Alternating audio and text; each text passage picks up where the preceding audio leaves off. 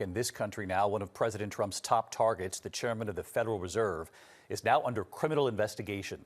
The president has for some time now pressured Jerome Powell to lower interest rates. Now this criminal investigation. Tonight, in a rare move, Powell is fighting back, with a growing number of Republicans coming to his defense. Mary Bruce at the White House tonight.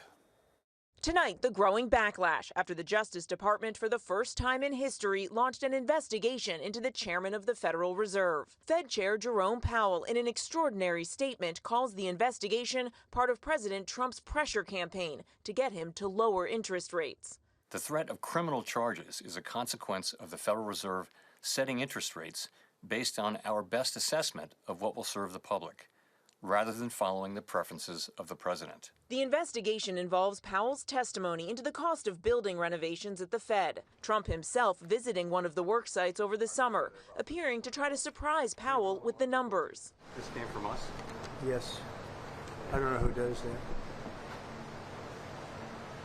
You're including the Martin renovation. You just added our entire capital. Yeah, you just added in a third building is what that is. That's a third building. Well, no, including the but Martin building. it's a building that's being built.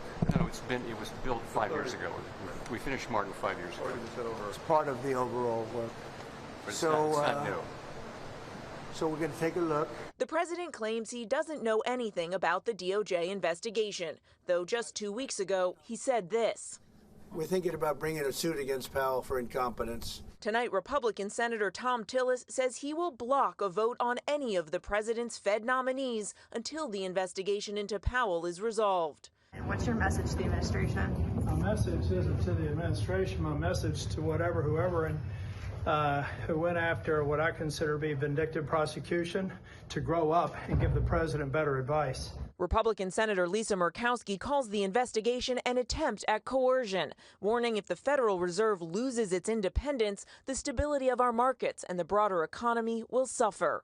Does the president believe that the Fed should operate independently from him? The president has made it quite clear he thinks Jerome Powell is bad at his job. But does he believe in the independence of the Fed, Caroline? He has, and he's said that many times.